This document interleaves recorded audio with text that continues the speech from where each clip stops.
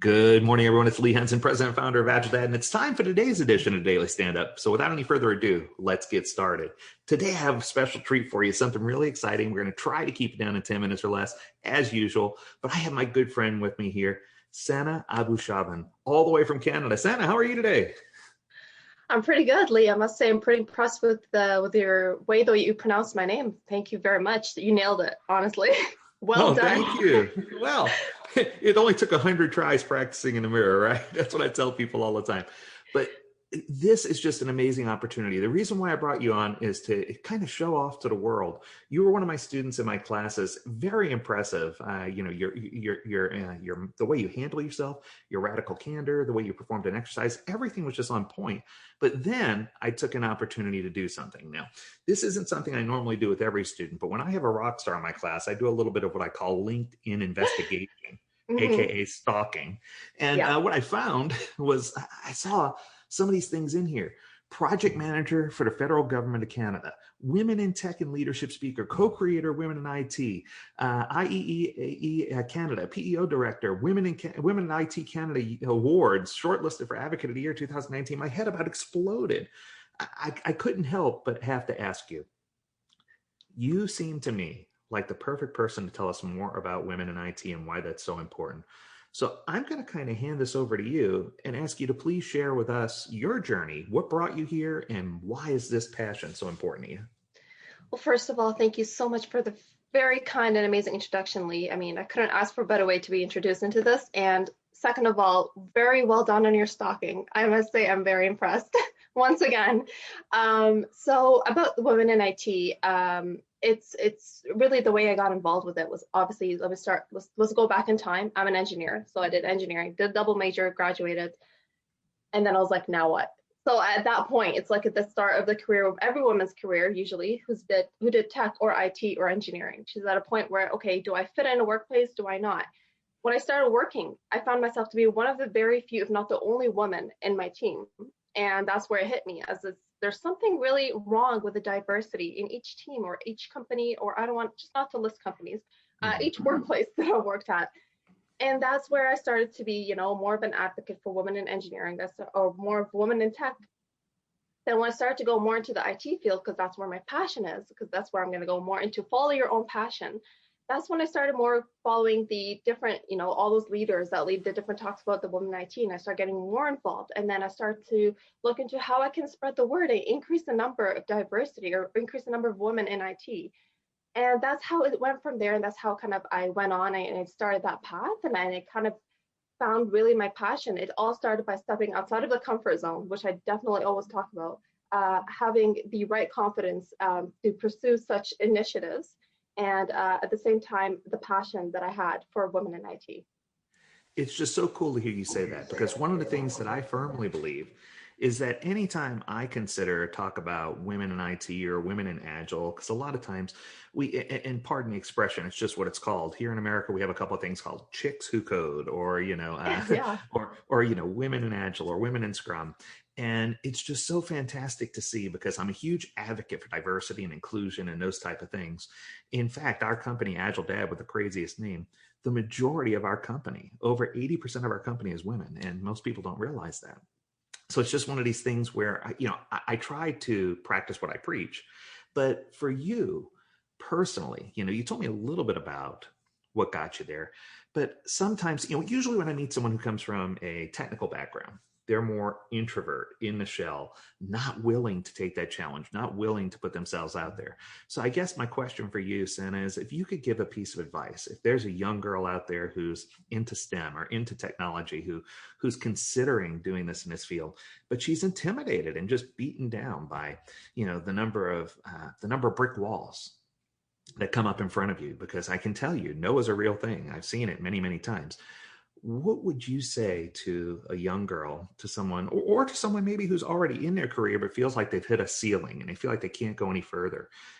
What maybe are the top two or three things that you might give them if you could give them some advice? If you could speak to them directly right now, we have a large audience, over 100,000 people. What would you tell them if you had the opportunity to give them some advice?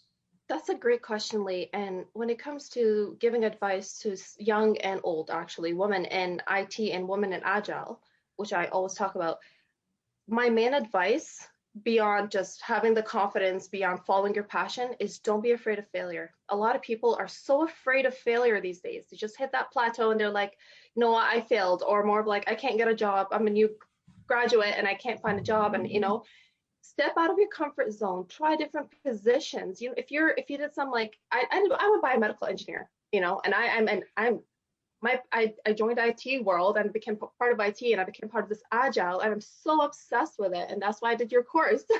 and that alone tells you that, you know what, just because I'm a biomedical engineer, biomedical and electrical, doesn't mean that I have to follow that. I tried different fields. I applied to different places. I figured out what I liked, and that's the only way you can figure out what you like. My advice is, do not stick to one idea in your head. To always try different different paths, Mm-hmm. different fields, and figure out what your passion is there. Second of all is, don't be afraid of failure. Nobody has made it up in their career in anything in life without failing. And this is so crucial, because we see all that success out there and we never look at it. What's behind that success? So many failure is behind that success, and we don't put a spotlight on that. We just talk about all the success. So you know what? Everyone started off with nothing. You're not the only one. Keep pushing. You've done a great job being the way you are at now. I mean, you graduated, you got this degree, and keep moving forward. Find your passion. Keep your options open. Step out of your comfort zone, and don't be afraid of failure, for sure. I'm going to have to get you to speak with me sometime. I have a topic that I do for keynote presentations, and it's called Failure is an Option. And it discusses all the famous people in the world who've built their entire multi-billion-dollar fortunes based on failure. And, there's a famous quote that, resonates in my head. Every time I see you, I think of this quote. It's not how many times you fall down trying, it's how many times you get back up. Absolutely. And it's just one of those things where it doesn't matter. And you often hear me say, and I say this in my class, I say this on the podcast all the time. For those of you just joining, I'm here with Sana, and she is just amazing. But one of the things that I see all the time is that, or I say all the time, is that it's important for you to really understand that it's not how many times you fail, it's the one time you do succeed. It's not how many times and I often joke and say women make better product owners and women make better scrum masters because they have this sixth sense, this intuition. Now, when I say that in class, people think I'm joking, but I'm going to tell you a secret. Are you ready? I'm actually telling the truth. Oh. No, it is true. And it's not because a guy can't do it, because I don't want to be an isolationist, but it's because for some people that's a learned skill, and for other people it's something that just comes naturally and it's awesome for them.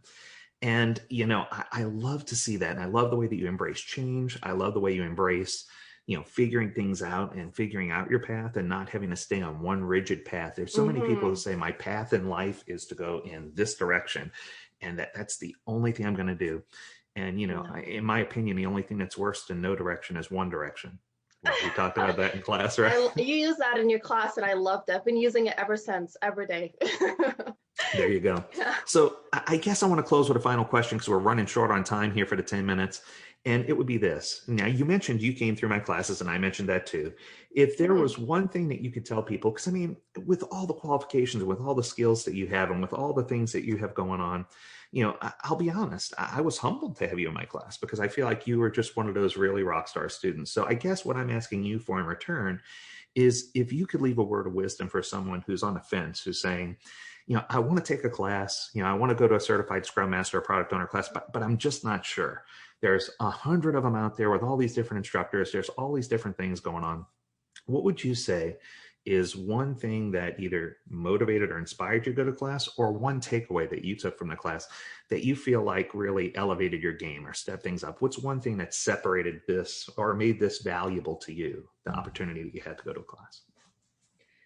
One thing that really made this valuable, well, what really got me to take this class is, again, I'm all about change, which means I'm all about not just outside and extracurricular change and women in IT, women in Agile, and women in STEM. I'm more about change in the workforce, change in the workplace, change in the product, change in how to make things more efficient, and how we can save money, and how we can actually make a difference.